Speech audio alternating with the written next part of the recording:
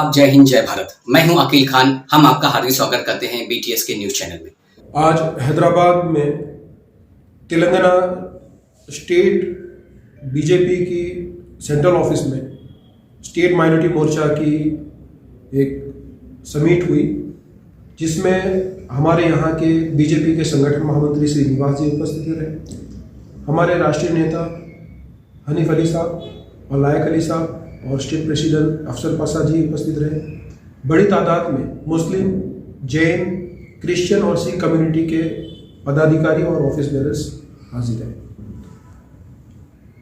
हमारा जो संदेश है कि सबका साथ, सबका विकास, सबका विश्वास, जो प्रधानमंत्री जी का सूत्र है, हम जन जन तक इसको प्रूफ्स के साथ कि ये सिर्फ नारा नहीं है, ये एक वास्तविक हकीकत है, हम लेकर जाना चाहते हैं और जाएंगे।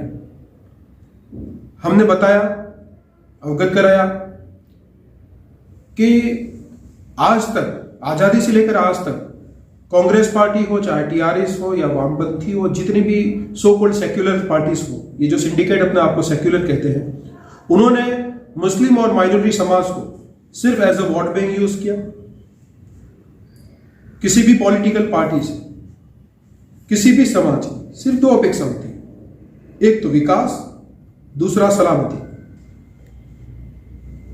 आजादी से लेकर अब तक 50 साल से ज्यादा हुकूमत की, लेकिन बदले में क्या कांग्रेस और सो कॉल्ड सेक्युलर पार्टीज ने मुस्लिम समाज के या किसी भी समाज के विकास या सलामती के लिए कुछ किया?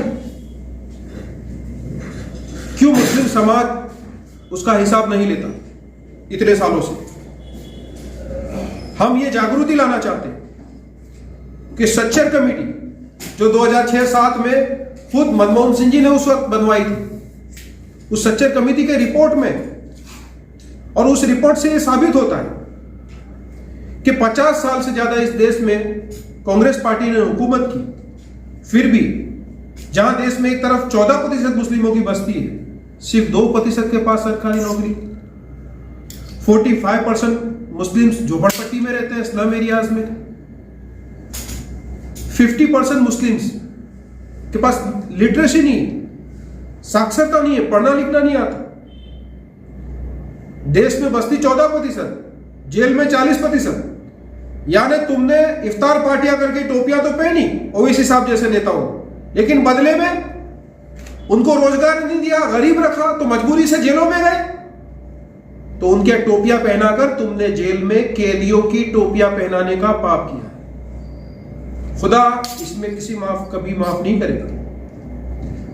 हमने बताया कि हमने गुजरात में कैसे काम किया, जहां सारे देशों में यह हालत थी। 25 साल से गुजरात में बीजेपी में शासन रहा, फिर भी गुजरात में 9% मुस्लिमों का पॉपुलेशन है, ज्यादा नहीं है, फिर भी 9% के पास सरकारी नौकरी। टाइम्स ऑफ इंडिया का आटिया है 10.5% के पास सरकारी पुलिस डिपार्टमेंट में नौकरी। 85% लिटरेसी रेट, जो हिंदू समाज से भी 5% ज्यादा। 20 साल से दंगा फसाद नहीं है कोई, जो हर साल दंगा होता था। मैं चैलेंज करता हूं कि 200 साल में भी ऐसे 20 साल बताओ मोदी साहब के बाद, जो गुजरात में आज हमारे CR पाटिल और भूपेंद्र पटेल साहब की राज तक एक भी दंगा हुआ हो। कर्फ्यू को लोग भूल गए हैं, बच्चों को पता नहीं कर्फ्यू किसे कहते हैं, जहां हर महीने कर्फ्यू लगता था। तो ये बीजेपी ने सलामती को साबित किया, जबकि कांग्रेस ये नहीं कर पाई। कांग्रेस ने सिर्फ दंगे करवाए और किसी एक को भी इंसाफ नहीं मिला।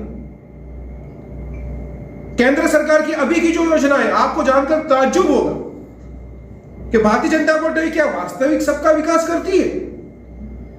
मैं आपको साबित करता हूं, मिनिस्ट्री ऑफ माइनॉरिटी अफेयर्स के हमारे नकवी साहब के जो डेटा के अभी जितनी भी प्रधानमंत्री की हजारों योजनाएं, जिसमें मैं आपको प्रमुख योजनाओं के नाम बताता हूं, जहां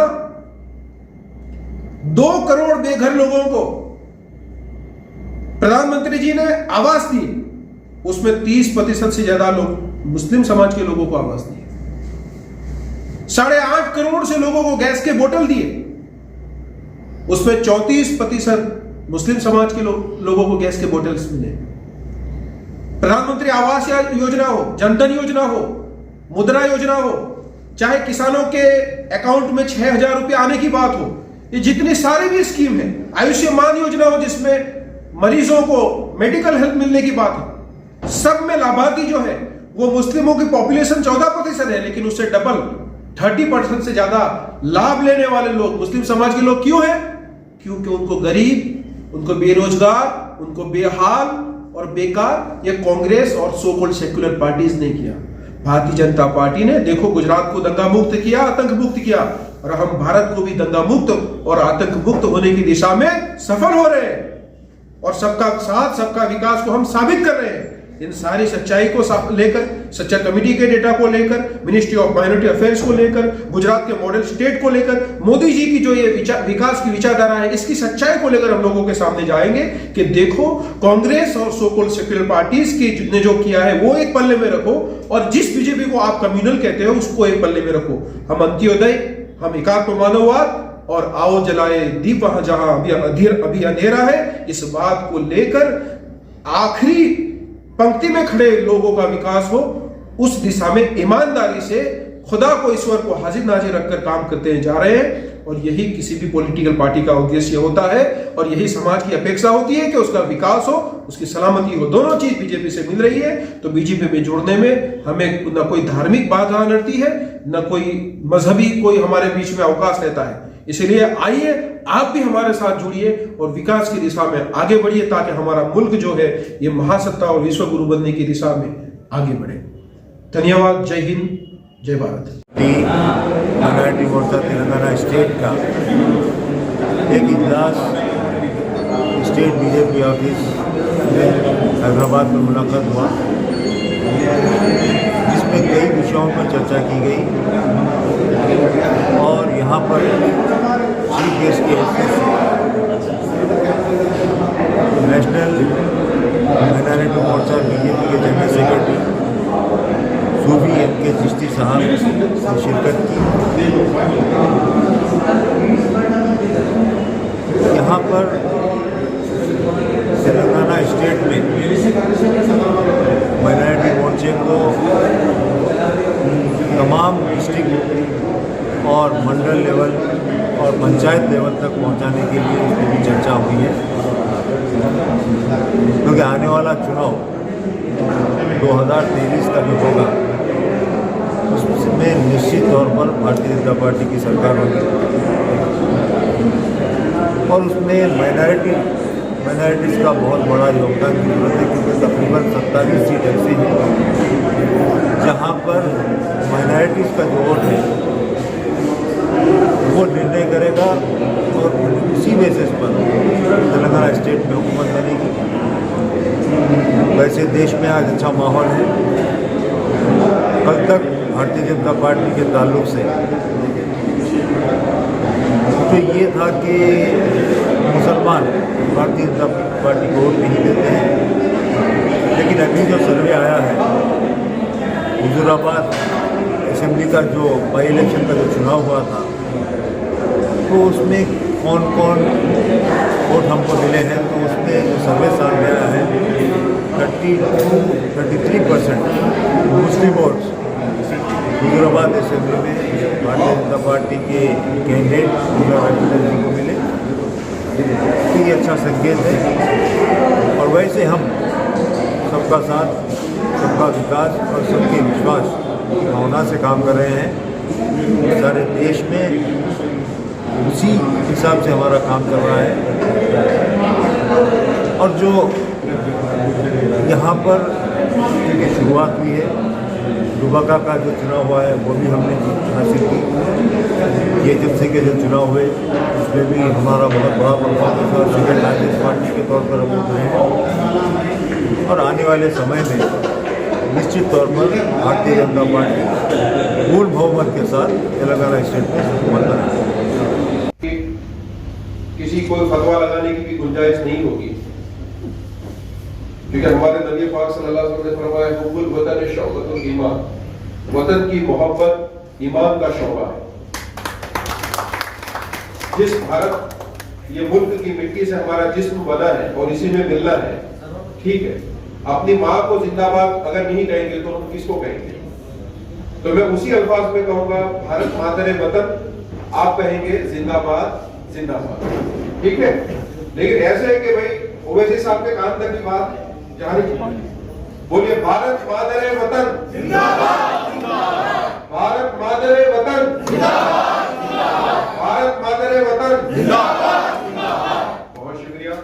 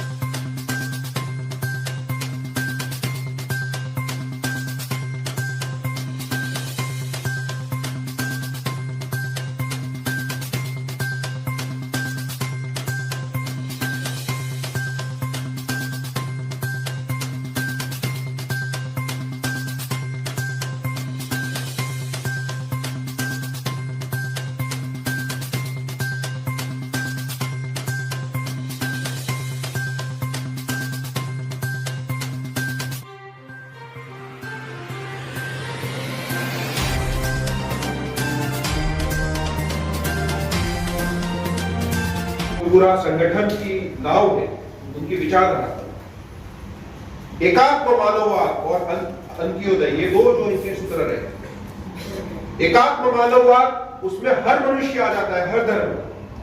और भारतीय जनता पार्टी को सो कॉल्ड सेक्युलर, मैं अभी उनको पूरा बेनकाब करूंगा आपके सामने इंशाअल्लाह आगे, अगर आप मुझे झेलने की हिम्मत करोगे तो।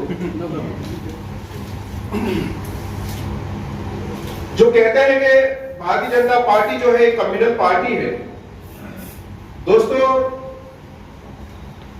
एकात्म मानववाद जिसका सूत्र हो कि सभी मनुष्य एक, सभी धर्म के, और जिसकी पंचनिष्ठा में 1980 में जब भारतीय जनता पार्टी की स्थापना हुई, हनीफ अली साहब एक ऐसे अकेले शख्स थे अभी जो हमारी ये मजलिस में के जो उस वक्त मौजूद थे। उस वक्त सर्वधर्म संभाव, 5 निष्ठा यानी 5 जो मेन मूल्य थे उसमें से एक था सर्वधर्म संभाव, सभी धर्म के प्रति संभाव होना चाहिए। ये भारतीय जनता पार्टी का सूत्र है। और वो सूत्र आया कहां से था? पंडित दीनदयाल जी के सूत्र से, एकात्म मानववाद, सभी मनुष्य एक है। और इंसान को अशरफुल मखलूकात कहा, हिंदू धर्म में उत्तम अवतार कहा, क्रिश्चियन कम्युनिटी में बेस्ट क्रिएशन कहा। तो क्यों कहा? क्योंकि मनुष्य ही एक ऐसा है कि जो दूसरे मनुष्य की फिक्र करता है। जानवरों में चीज नहीं आती। जानवर क्या करते? खुद प्यासे होते पानी पी के चले जाते, लेकिन हम प्यासे होते हैं, हमारे पास अगर पानी होता है, कोई हमें लगता है कि कोई प्यासा है तो हम जाके उसको पानी पिलाते हैं। कोई बीमार है तो उसकी दवा करते हैं, उसको सहाय करते हैं। और ये जो पॉलिटिकल प्लेटफॉर्म है, मोहम्मद मुजीब भाई, वाइस प्रेसिडेंट हिदायत अली मिर्जा साहब, वाइस प्रेसिडेंट क्रिश्चियन कम्युनिटी से भरत रेड्डी साहब, जैन कम्युनिटी के अध्यक्ष साहब भी माइनॉरिटी की यहाँ मौजूद है, सविता बहन जी, साथ में हमारे ट्रेजरर, अल्लाह की रहमत वो तो जरूरी है। आज क्योंकि यहाँ स्टेट ऑर्गेनाइजेशन के जनरल मीटिंग भी चल रही है, तो हमारे श्रीनिवास जी जो संगठन महामंत्री है तेलंगाना स्टेट के, वो करीब आ रहे हैं।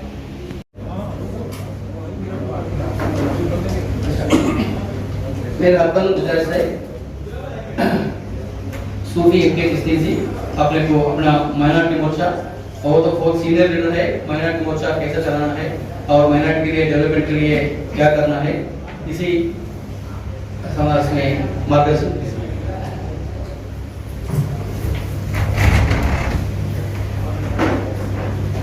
दोस्तों, बीटीएस आपका अपना न्यूज चैनल है। आप इस न्यूज चैनल के तहत अपने एरिया में होने वाली घटनाओं को देश के कोने कोने में पहुंचा सकते हैं। आपको सिर्फ ऐसे वीडियोस और पिक्चर्स हमारे मोबाइल नंबर पर हमें व्हाट्सएप करने हैं। हम उन खबरों को देश के कोने कोने में आपके ज़रिए पहुंचाएंगे। इसके लिए आप हमारे न्यूज़ चैनल को सब्सक्राइब करें, हमारे वीडियोस को लाइक करें और ज़्यादा से ज़्यादा दोस्तों तक हमारे वीडियोस को शेयर करें। धन्यवाद।